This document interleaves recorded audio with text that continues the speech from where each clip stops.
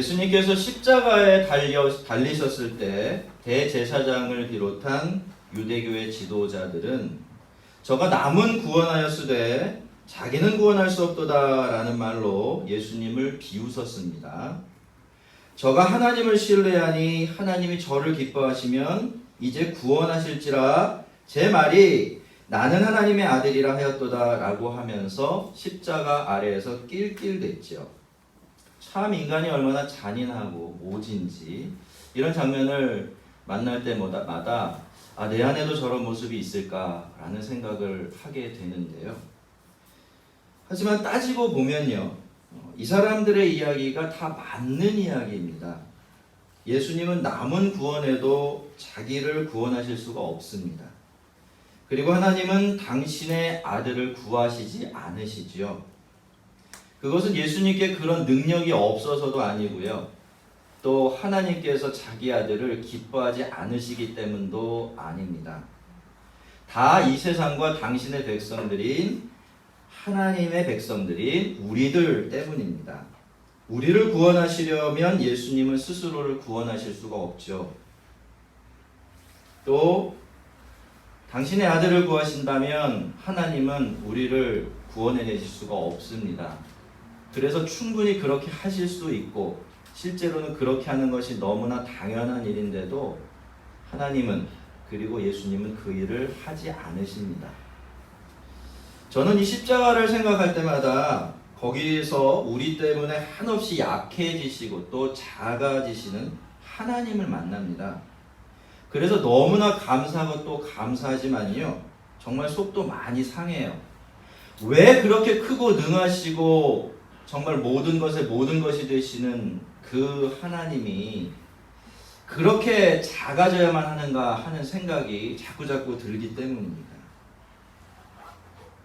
그런데 여러분, 하나님은 언제나 그렇게 하십니다.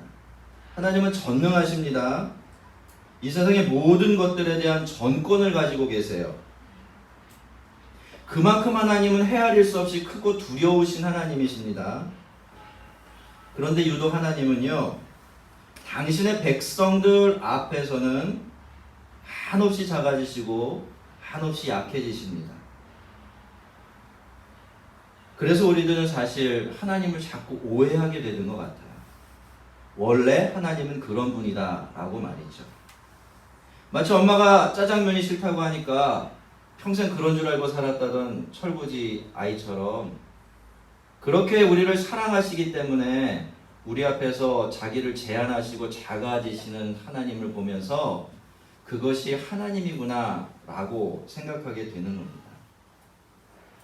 이제까지 사무엘은 하나님 쪽 변호사가 되어서요, 이스라엘 백성들에게 출애굽부터 시작을 해서 지금까지 이렇게 왕이 세워지는 순간까지 모든 역사를 되짚어 주었습니다. 짧게. 사무엘의 이야기를 요약하면 이렇게 됩니다.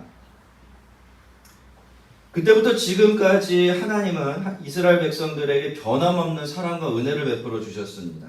자기 백성이라면 정말 껌뻑 죽는 그런 하나님이 되어주셨죠. 그런데도 백성들은 늘 그런 하나님을 배반하고 또 배신했습니다. 다른 신 섬기겠다고 하나님을 버리고 떠나기를 주저하지 않았습니다. 하지만 어떻습니까? 그래도 하나님은 그런 백성들 버리지 않으셨습니다.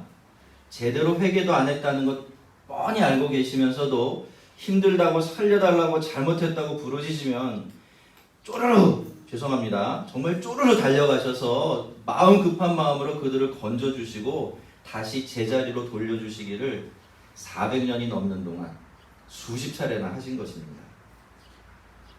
처음 시내산에서 맺은 언약대로라면요, 이스라엘 백성들은 이미 수없이 꾸지람을 받고 망했어야 당연한 일이었지만 하나님은 단 한 번도 이스라엘 백성들을 자기 앞에서 완전히 쫓아내시지 않으셨습니다. 그런데 그렇기 때문에 이스라엘 백성들에게 하나님은 크고 두려운 하나님이 아니셨어요.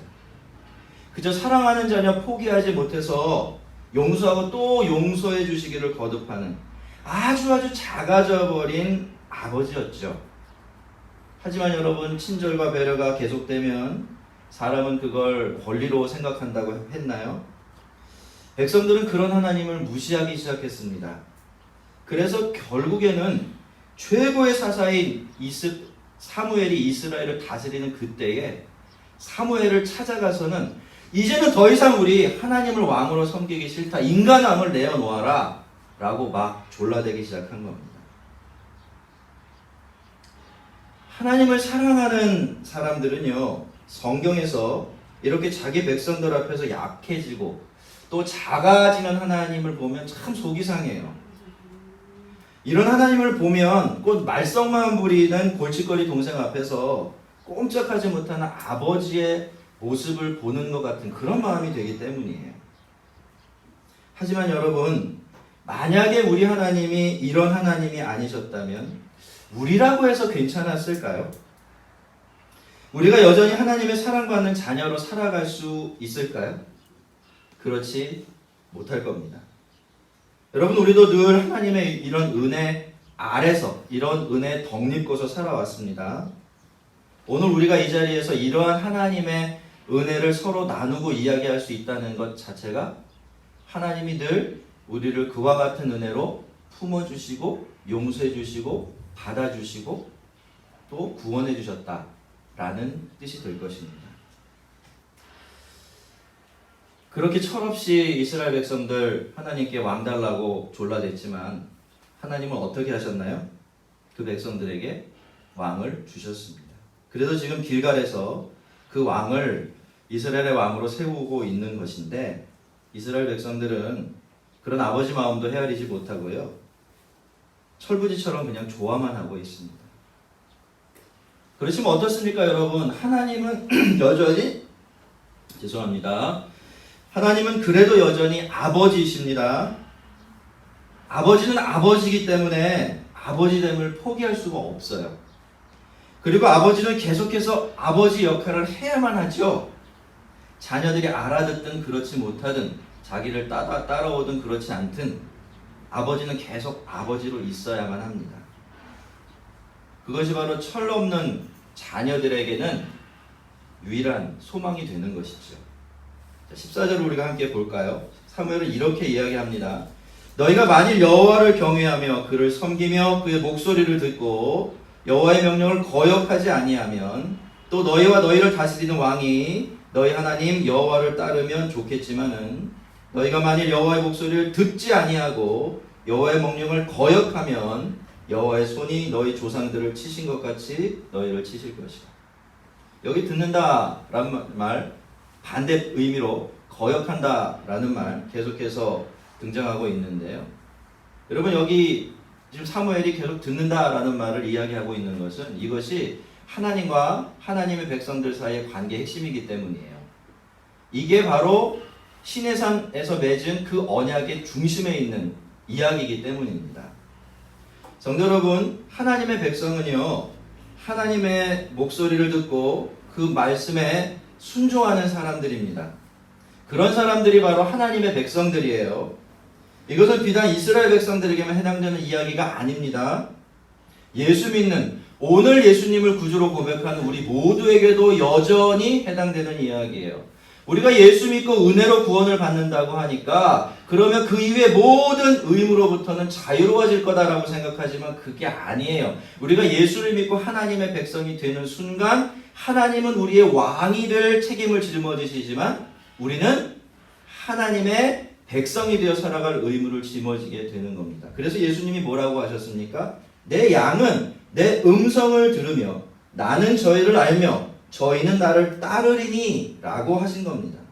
자, 그렇다면 지금 하나님께서 이스라엘 백성들에게 왕을 달라고 해서 왕을 주어서 왕을 세우고 있는 이 백성들에게 이런 말씀을 하고 계시다라는 것은 이제 인간 왕이 세워졌으니까 하나님이 더 이상 이들의 왕 되심을 포기하시겠다는 뜻입니까? 아니면 계속 왕이 되시겠다는 뜻입니까? 계속 왕이 되신다라는 뜻입니다. 왕을 포기하지 않으셨다는 뜻이에요. 특히 14절 후반부를 보시면요. 또 너희와 너희를 다스리는 왕이, 자, 여기 백성하고 왕이 다 나와요. 그렇죠? 너희 하나님의 여호와를 따르면 좋겠지만은 이라고 말씀을 하시는데요. 여러분, 하나님 앞에서는 이렇게 왕도 그저 한 명의 백성일 뿐이에요. 그래서 백성들이 그렇게 하듯이 왕도 하나님의 음성에 귀를 기울이고 그 말씀에 순종해야만 합니다. 성도 여러분, 하나님은 자기 백성들을 포기하실까요? 하나님은 절대로 자기 백성들을 포기하지 않으십니다. 그런데 이 말은요, 하나님이 우리의 왕되심을 포기하지 않으신다는 뜻이에요. 백성이 있으면 뭐가 있는 겁니까? 자동적으로 왕이 있는 거예요. 그러니까 너는 영원히 내 백성이야 라고 하는 말 뒤에는 뭐가 숨어 있는 거죠? 나는 너희의 영원한 왕이야. 내가 이걸 절대로 포기하지 않을 거야 라는 하나님의 음성이, 그 외치심이 숨어 있게 되는 것입니다. 하나님은 분명히 왕을 허락하셨어요. 하지만 하나님은 그 왕까지도, 그리고 그 왕정이라는 정치 제도까지도 지금 하나님 아래로 집어넣고 계십니다. 왕과 왕의 제도까지도 하나님께서 당신의 백성들을 다스리시고 그들에게 복 주시고 은혜 주시는 통로로 사용하시겠다라고 선포하고 있는 것이에요. 여러분, 이게 바로 이스라엘과 다른 나라들 사이에 존재하는 차이점입니다. 교회 모습이기도 해요. 여러분, 백성들이 하나님의 백성이듯이 왕도 하나님의 백성입니다. 그래서 왕은 자기가 왕이 되려면 하면 안 돼요. 아무리 왕으로 세워졌다고 해도 자기가 왕이 되려고 하면 안 돼요. 백성은 어떨까요? 백성은 그 왕의 백성이 되려고 하면 안 되는 겁니다. 왕은 왕의 자리에서, 그리고 백성들은 백성들의 자리에서 하나님의 백성으로 살아가야 합니다. 그것이 이스라엘이고 그것이 교회입니다. 그 누구도 이 틀을 벗어날 수 없는 것이 하나님의 나라예요. 여러분 어떠십니까? 여러분이 지금 이 세상에서 하나님의 백성으로 살고 계시잖아요. 그렇죠? 이 세상에서 하나님의 백성으로 살고 계세요. 여러분 그 일이 쉬우신가요? 쉽지 않으신가요? 상당히 어렵죠? 뭐 힘이 드는 것 둘째 치더라도 참 까다롭기도 하고요. 헷갈리기도 하고 그렇습니다.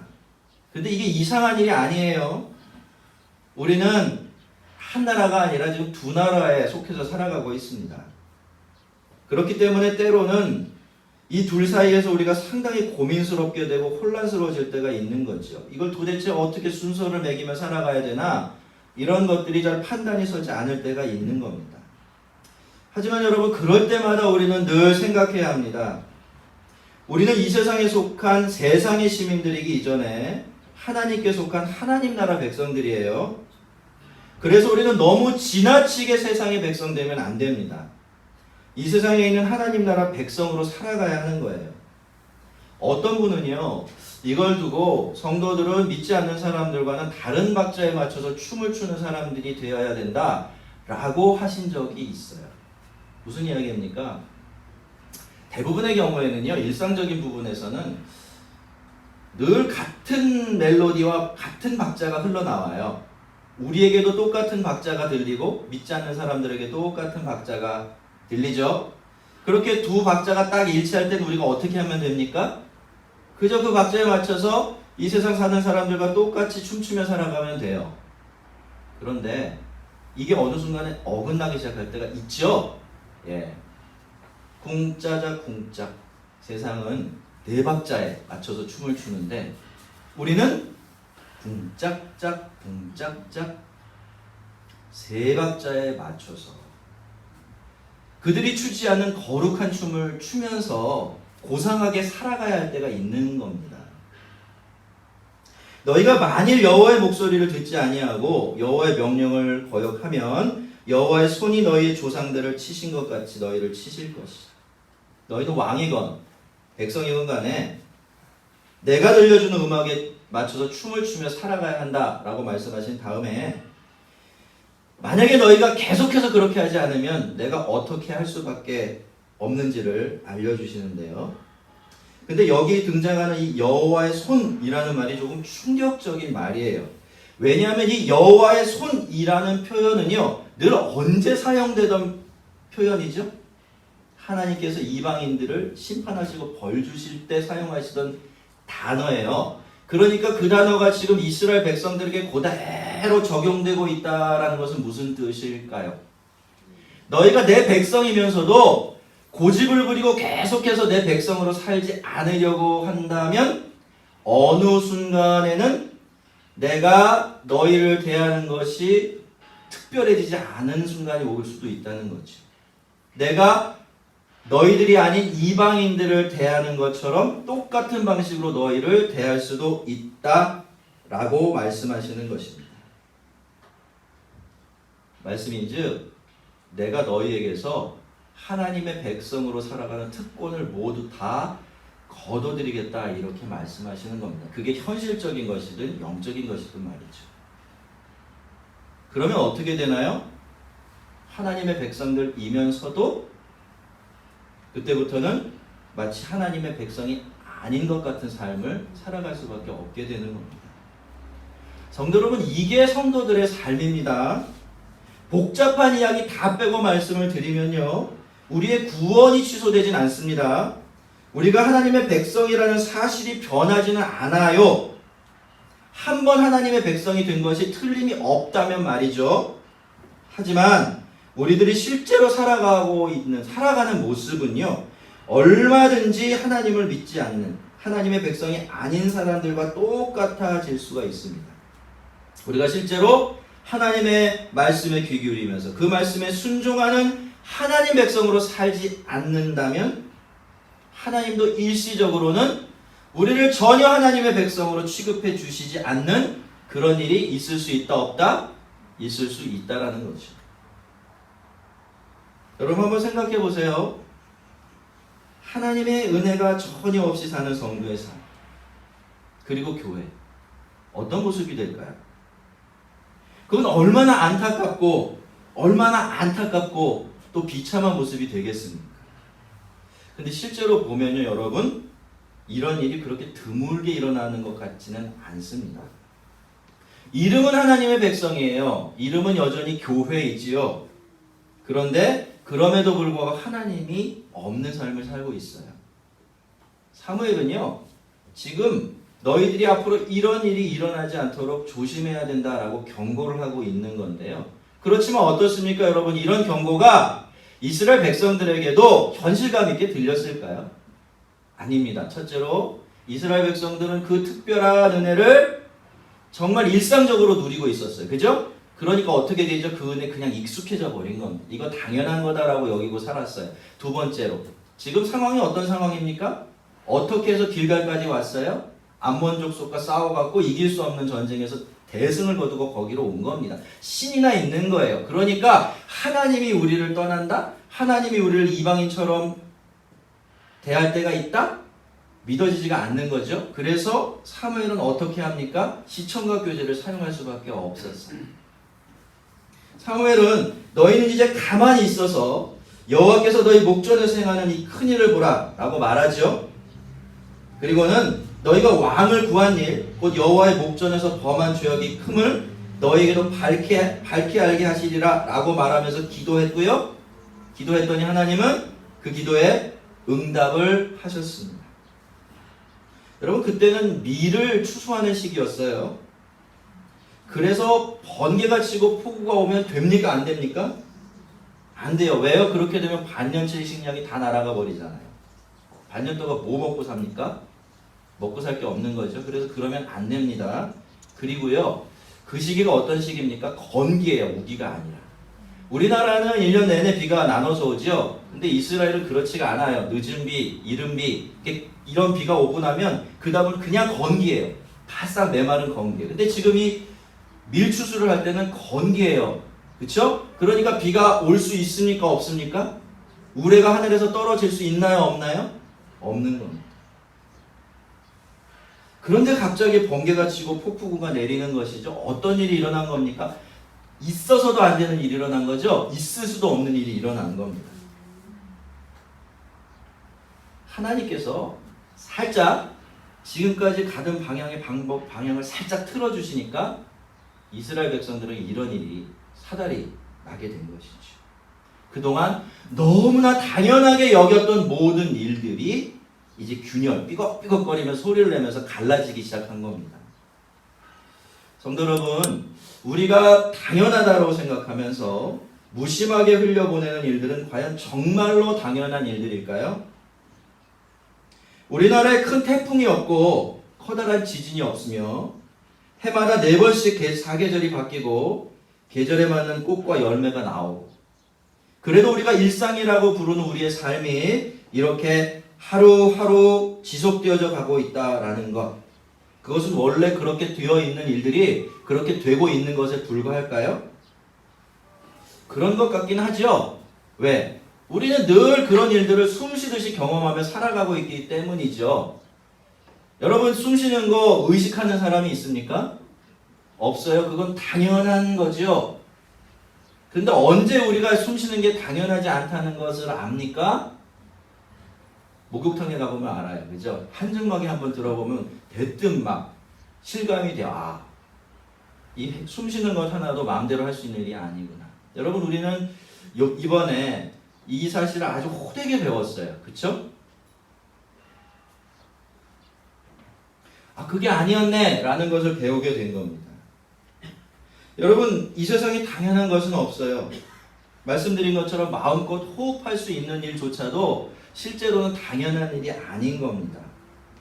어쩌면 그렇게 쉽게 부서지고 깨어져 나갔던 당연한 우리의 일상은요, 모두 다 당신의 백성들이 정신 번쩍 들게 해주시려고 하나님께서 내리신 하나님의 폭우와 번개였는지도 모릅니다.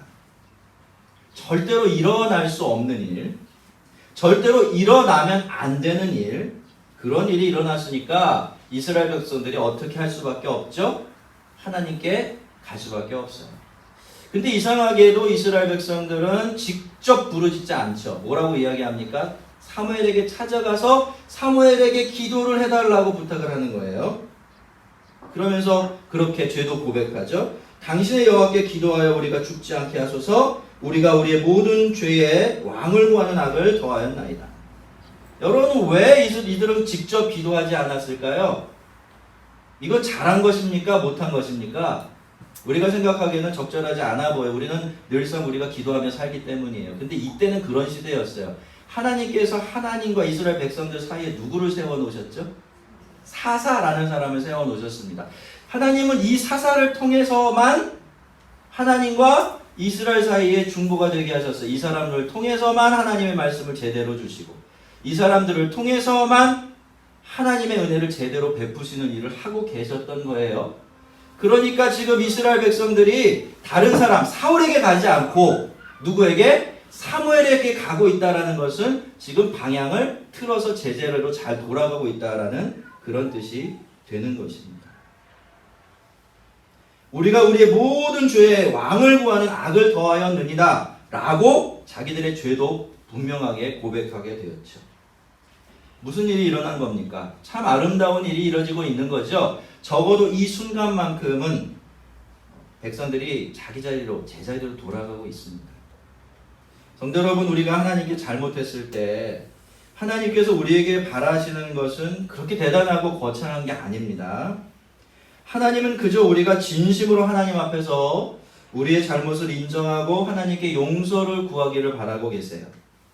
그렇게 잠시라도 제자리로 돌아가기를 바라십니다. 그 자리로부터 또다시 망가지는 한이 있더라도 다시 그 자리로 돌아가기를 바라세요. 왜 그런지 아십니까? 여러분, 죄는 어떤 역할을 하죠? 죄는 어떤 역할을 합니까? 하나님과 우리 사이의 관계를 어그러뜨리고 깨뜨려 버려요. 우리와 하나님 사이의 관계 가운데 넘을 수 없는 벽을 만들어내는 겁니다. 자, 그러면 어떻게 되죠? 하나님은 아무리 바라시고 원하셔도 우리를 마음대로 하나님의 자녀여 백성으로 사랑하실 수가 없어요. 여러분, 죄가 그렇게 무시무시한 겁니다. 죄라는 건 단순한 것이 아니에요. 우리가 어쩔 수 없이 죄를 짓는 경우는 있습니다만 그렇지 않은 경우에 알면서 일부러 짓는 죄를 반드시 피해야 되는 이유가 바로 거기에 있는 거예요. 그런데 이미 저지른 죄는 어떡합니까? 알면서 고집부리며 아니라고 발버둥치며 저지른 그 죄는 어떻게 하지요? 어떻게 하면 됩니까? 잘못이 잘못인 줄 알면 돼요. 그리고 그 잘못을 잘못했다고 고백하며 용서를 구하면 됩니다. 진심으로. 그러면 우리는 제자리로 돌아갈 수 있죠. 그러면 하나님은 우리를 마음껏 사랑하시고 은혜를 베푸시고 싶은 만큼 우리를 자녀여 백성으로 은혜 베풀어 주실 수가 있게 되는 것입니다. 그러니 여러분, 우리가 죄를 깨달을 수 있다는 것, 그리고 그 죄를 하나님께 고백할 수 있다는 것은 복입니까? 불편한 일입니까? 네, 오늘 결론을 확실히 내려놓으십시오. 여러분, 사람들은요, 세상 사람들은 죄인이라는 말을 무엇보다 듣기 싫어해요. 내가 잘못했다라는 것을 인정하기를 정말 싫어합니다. 그런데 성도들은 그러면 안 되는 겁니다. 왜? 그 너머에 있는 복이 무엇인지 알잖아요. 그 너머에 무엇이 있으며 왜 하나님께서 죄를 고백하고 용서를 구하라고 말씀하시는지 그 마음을 이해하고 있잖아요. 그렇죠? 여러분, 배가 고파 죽겠어요. 정말 발걸음도 옮기기 힘들어요. 근데 저기 10발짝만 가면 내가 배불리 먹는 제일 좋아하는 음식이 잔뜩 차려져 있어요. 거기까지 가시겠습니까? 안 가시겠습니까? 왜 대답이 없어요? 안 가실 거예요? 다 가실 거죠? 회개가 그거예요. 회개가 뭐 대단히 거창하고 뭔가 이렇게 우리가 하기 싫은 거 억지로 하고 막 울며 불며, 물론 그러면 좋지만 그게 본질이 아니라는 겁니다. 왜 회개가 필요합니까? 회개 뒤에 있는 복이 있기 때문에 그런 거죠. 여러분, 죄를 그대로 내버려 두면요, 우리의 편을 들어주셔야 될 하나님이 우리 편을 들어주실 수가 없어요. 우리의 반대편에 서게 되십니다. 우리는 늘 성도로서 이 사실을 기억하며 살아야 됩니다. 두려워 말라. 여호와께서는 너희를 자기 백성으로 삼으신 것을 기뻐하셨으므로 여호와께서는 그의 크신 이름을 위해서라도 자기 백성을 버리지 아니할 것이. 어떻습니까, 여러분? 갑자기 분위기가 바뀌죠? 그렇게 막 무섭게 몰아붙이는 하나님이 온데간데 없으십니다. 이 순간부터 하나님은 백성들을 위로하고 계세요. 든든한 약속까지 안겨주시죠. 성도 여러분, 하나님은 두려운 분이십니다. 이 세상 그 무엇보다도 무서운 분이세요. 우리의 신앙은 반드시 여기서 출발을 해야 되고 이것을 포함하고 있어야 합니다. 그래서 하나님을 믿는 믿음을 뭐라고 부르죠? 경외라고 부르는 겁니다. 무서움이 표현되어 있는 사랑이라는 뜻이에요. 하지만 하나님은 우리의 신앙이 그렇게 되기를 바라시면서도 우리의 신앙이 거기에만 머물러 있기를 바라시는 것은 아니에요. 하나님은 그 두려움으로부터 출발해서 우리가 그 하나님이 두려운 줄 알기 때문에 더 많이 사랑하고 더 많이 순종하며 살기를 바라시는 것이죠. 여러분, 하나님께서 오늘 본문 말씀을 보면 우리를 당신의 백성으로 선택하신 것 기뻐하셨다라고 말씀하고 계세요. 그렇죠? 여호와께서는 너희를 자기 백성으로 삼으신 것을 기뻐하셨으므로 라고 말하고 있어요. 여러분, 이거 굉장한 이야기입니다. 이 말씀은요, 곧 하나님께서 우리를 당신의 백성으로 삼으신 것을 후회하지 않으신다라는 뜻이에요. 그래서 사무엘이 뭐라 말합니까? 그렇게 약속까지 한 겁니다. 여호와께서는 그의 크신 이름을 위해서라도 자기 백성을 어떻게 하지 않으신다? 버리지 않을 것이다 라고 말씀하신 겁니다. 기뻐하시니까요. 기뻐하시는데 기뻐하시는 것을 후회하지 않으시니까 어떻습니까? 하나님이 우리가 하나님의 백성 된 일을 절대로 포기하지 않으시는 거예요. 우리가 그분의 손을 놓는 한이 있어도 그분은 우리의 손을 놓지 않게 되는 일이 이래서 발생하게 되는 것입니다. 성도 여러분, 하나님께서 우리를 부르시고 자기 백성으로 삼으실 때 하나님은 대충 무심하게 그렇게 하신 것이 아닙니다. 잘 들어보세요. 그래도 뭐 어쨌거나 내 백성은 좀 있어야 되니까 아유 저놈들 꼴 보기도 싫지만 내 마음 움직이지도 않지만 그래도 뭐 내가 필요하니까 어쩔 수 없다. 에이 이만큼 구해보자. 이러고서 선택한 것이 저와 여러분이 아니라는 겁니다. 여러분, 하나님은 우리를 택하시고 우리가 하나님의 백성이 되게 하시는 일을 너무너무 기뻐하셨어요. 우리가 뭘 보면 알 수 있습니까? 늘 답이 똑같아요. 예수님의 십자가입니다. 예수님의 십자가는 하나님의 우리를 향한 사랑의 증거이기도 하지만 동시에 하나님께서 우리를 구원하시고 당신의 백성 삼으시는 일을 얼마나 기뻐하셨는지를 명확하게 보여주는 증거이기도 해요. 여러분, 사랑의 크기와 기쁨의 크기는 같은 거예요. 늘 그래요. 사랑하는 것은 기뻐하게 돼 있죠. 내가 뭘 기뻐한다는 것은 그것을 사랑하고 있다는 증거가 되죠. 그러니까 예수님이 우리를 사랑하신 하나님의 사랑 때문에 십자가에 달리셨다라는 것은 하나님이 우리를 당신 백성으로 삼으시는 일을 그만큼 기뻐하셨다라는 뜻이 되지요. 여러분, 하나님은요 절대로 기뻐하시는 일을 후회하지 않으십니다. 후회하지 않은 일을 포기하지 않으시죠. 후회하지 않는데 뭐 하려고 포기하겠습니까? 그렇다면 여러분, 하나님께서 우리를 당신의 백성 삼으시고 자녀 삼으신 그 일, 하나님께서 후회하시고 포기하시는 일 있을 수 있습니까? 없습니까? 없습니다. 여러분. 절대로 있을 수가 없는 것이죠. 여러분, 하나님은 우리를 버리지 않으세요. 뭐 그런 거 별로 신경 안 쓰고 살아가실지도 모르지만 하나님은 우리를 버리지 않으세요. 어떻게 하실까요? 버리는 대신에 고쳐서 사용하십니다. 여러분, 하나님은 성경에서 두 가지로 이야기되죠. 첫째는 심판주, 두 번째는 구속주. 그죠? 이 두 가지는 사실 굉장히 배치되는 개념이에요. 심판주는요, 마음에 안 들고 잘못된 거는 잘라내 버리는 존재예요. 구속주는요, 구속이라는 말이 무슨 뜻입니까? 고쳐서 쓴다는 말이에요. 꼭 기억하세요. 우리가 하나님을 우리의 구속주로 고백한다는 건 하나님이 나를 고쳐서 사용하시는 분으로 내가 알고 있다, 그런 뜻입니다. 지금 나의 모습이 어떠한지, 내가 얼마나 부족하고 형편없는지 그런 거 상관없습니다. 내가 하나님의 백성이기만 하면 하나님은 나를 버리지 않으시고 어떻게? 고쳐서 사용하십니다. 그게 하나님이 구속주시라는 말에 굉장히 중요한 의미예요. 하나님께서 이렇게 마음을 싹 바꾸셨으니까 이번에는 누가 마음을 바꾸죠? 사무엘이 마음을 바꿉니다. 나는 너희를 위하여 기도하기를 쉬는 죄를 여호와 앞에서 결단코 범하지 아니하고 선하고 의로운 길로 너에게 가르치실 것인지. 왕이 세워졌다고 해서 하나님이 필요 없어진 것이 아닌 것처럼 사무엘도 여전히 사무의 일을 해야만 되죠? 그래서 어떻게 하겠다고 합니까? 백성들을 위해서 기도하는 뭐를? 죄를 범하지 않겠다. 절대로 나는 기도하는 일을 포기하지 않겠다 약속한 것이고, 두 번째로 그 하나님의 말씀을 너에게 들려주는 일도 내가 계속하겠다 라고 이야기한 거예요. 여러분, 백성들은 사무엘이 싫다고 했어요. 그죠? 엄마만 짜장면이 싫다고 한 게 아니라 사무엘을 싫다고 이스라엘 백성들도 아주 거부하고 거절했던 거예요. 근데 이제 사무엘이 하나님의 마음을 아니까 어떻게 합니까? 하나님의 마음을 자기가 갖습니다. 나도 너희를 위한 존재가 되겠다라고 마음을 돌려먹죠. 왜 사무엘이 사무엘인지 아시겠죠? 사무엘도 완전하지는 않았습니다. 그러나 사무엘은 그게 하나님의 뜻이라는 것이 확실시되고 그게 하나님의 마음이라고 하는 것을 확신하게 되면 자기 마음과 자기 생각을 이렇게 바꿀 줄 아는 사람이었어요. 너희는 여호와께서 너희를 위하여 행하신 그 큰 일을 생각하여 오직 그를 경외하며 너희의 마음을 다하여 진실히 섬기라. 만일 너희가 여전히 악을 행하면 너희와 너희 왕이 다 멸망하리라. 자, 하나님도 하나님의 자리로 돌아가셨죠. 사무엘도 사무엘의 자리로 돌아갔습니다. 맞습니까? 이제 누구 차례예요?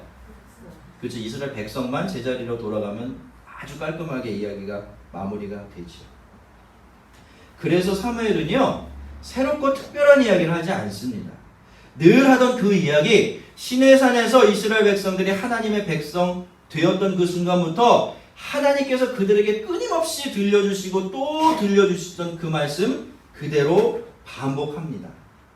하나님의 백성들은 하나님의 백성으로 하나님의 백성답게 그 자리를 지키며 살아가기만 하면 되는 거예요. 특별한 게 있습니까? 어렵긴 하지만 특별하진 않죠. 어렵게 느껴지지만 특별한 게 없어요. 하나님의 백성들은 하나님의 백성으로 하나님의 백성답게 하나님의 백성의 자리에서 살아가면 됩니다. 그걸 다 요약하면 무슨 말이 돼요? 하나님의 말씀에 귀 기울이며 그 말씀을 따라서 최선을 다해서 살아가면 되는 거예요. 성도는 그거면 충분한 사람들입니다. 뭐 특별한 일이 필요하지를 않아요.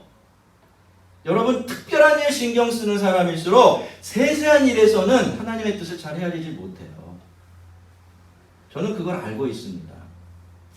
그래서 하나님은 너희들의 삶 속에서 내 백성이 되거라 말씀하신 거예요. 결과는 나한테 맡겨. 내가 너희들에게 요구하는 것이 대단하고 어마어마한 규모의 일이 아니라는 거예요. 내 백성으로, 내 백성답게, 내 백성의 자리에서 최선을 다해서 살아라. 이렇게 말씀하십니다. 성도 여러분, 하나님은 우리를 당신의 백성으로 삼고 자녀를 삼아서 그 나라의 상속자가 되게 하시는 일 절대로 포기하지 않으십니다. 그것을 위해서라면 무한히 크시고 두려우신 하나님은 언제든지 그리고 얼마든지 작아지시고 약해지실 수가 있어요. 누구처럼? 십자가에 달리신 예수님처럼 말이죠. 여러분, 이 사랑을 안다면, 이 은혜를 안다면 그 다음에는 누구 차례입니까? 저와 여러분의 차례이죠. 하나님이 우리를 위해 작아지시고 약해지셨습니다. 그러니 우리도 하나님 앞에서 작아지고 약해져야 합니다. 하나님께서 우리를 그토록 기뻐하셨으니까 이제 우리도 하나님을 기뻐하며 살아야 합니다. 다시 그 자리로 돌아가고 그와 같은 복된 삶 회복해야 하는 거죠. 우리 모두가 이 사랑과 기쁨 안에서 늘 하나님의 말씀에 귀 기울이면서 그 말씀을 따라 살아가는 복된 하나님의 백성들 되기를 주의 이름으로 축원합니다.